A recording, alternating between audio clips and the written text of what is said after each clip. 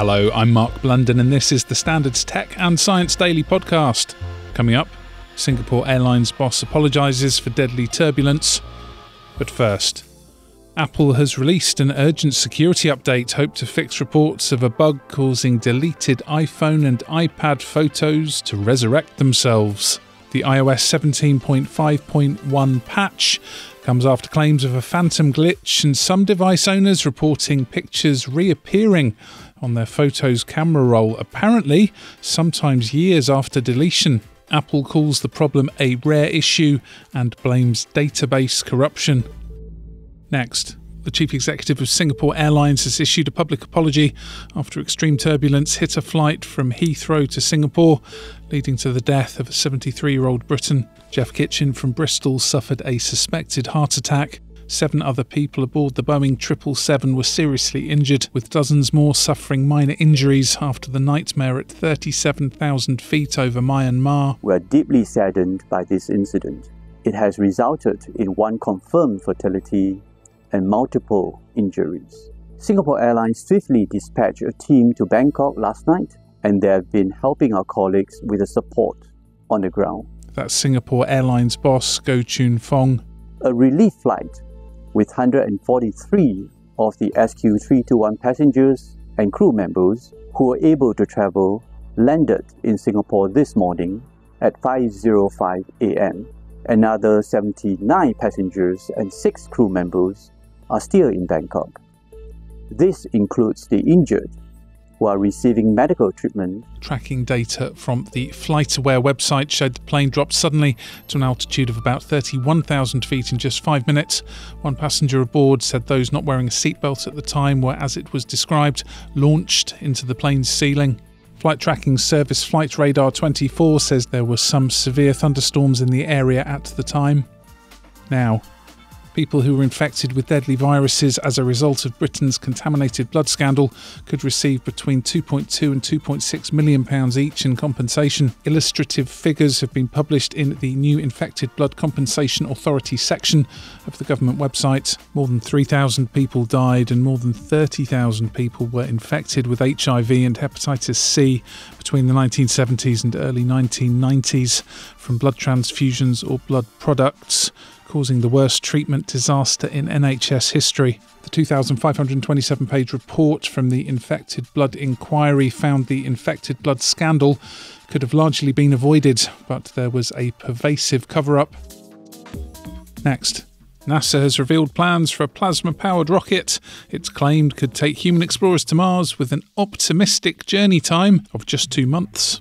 If correct, the journey to the Red Planet could slash over half a year off the current projected flight time using the new technology. The Pulse Plasma rocket, which is under development by Howe Industries and funded by NASA, is planned to have more efficient power than current rockets, so it needs less fuel. And another solution being discussed: a pit stop fueling station on the moon. Now, 3, 2, 1. It's been announced that a German-built rocket has been successfully test-fired on the Shetland Islands ahead of the first space launch due later this year. Dr. Paul Bates, who's head of the UK Space Agency, praised the hot test of the rocket's first stage at Saxavord Spaceport, saying the UK could become the leading launch pad in Europe for small satellite launches. Rocket Factory Augsburg test-fired 4 Helix engines from the first stage of their rocket. Last year, a House of Commons Select Committee recommended improving the licensing system for satellite launches. Following complaints, it was too bureaucratic. Let's go to the ads. Stay there for more news from the world of tech and science, plus risk of type 2 diabetes in the under 40s. Why not hit follow? In the meantime, give us a rating.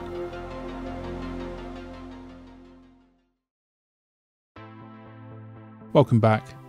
A study suggests cases of type 2 diabetes have risen at an alarming rate in the under 40s, with the blame being pointed at poor diet and growing levels of obesity. The research by Diabetes UK says people face a more aggressive and acute form of the condition when it develops at a younger age, with thousands of people and children living undiagnosed across the country. Cases of type 2 diabetes among the under 40s have risen by 47,000 since 2016, according to the study. Authors say drastic changes to the food people eat and the environments they live in over the last 25 years are taking their toll. Now, 10 nations and the European Union have agreed to establish an international network of publicly backed AI safety institutes to advance global research and test artificial intelligence. Prime Minister Rishi Sunak says the agreement would mean international progress could be made on AI safety after it was announced at the end of the first day of the AI Seoul Summit. Next, BT has significantly delayed its timetable to put all customers on its new digital network following long-running concerns about vulnerable customers who rely on landline-based personal alarms. The switch was paused at the end of last year after several incidents where telecare devices stopped working.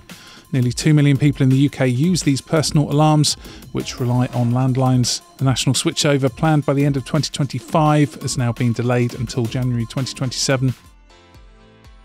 And finally, a tranquil piece of countryside that inspired Sir David Attenborough when he was a child and is home to kingfishers, rare spiders and ancient fossils is to become a protected nature reserve. Natural England announced Bradgate Park and nearby Swithland Wood in Leicestershire will form a combined 439-hectare national nature reserve. The protected land contains a rich variety of animal species, including the rare charnwood spider and oak trees up to 800 years old.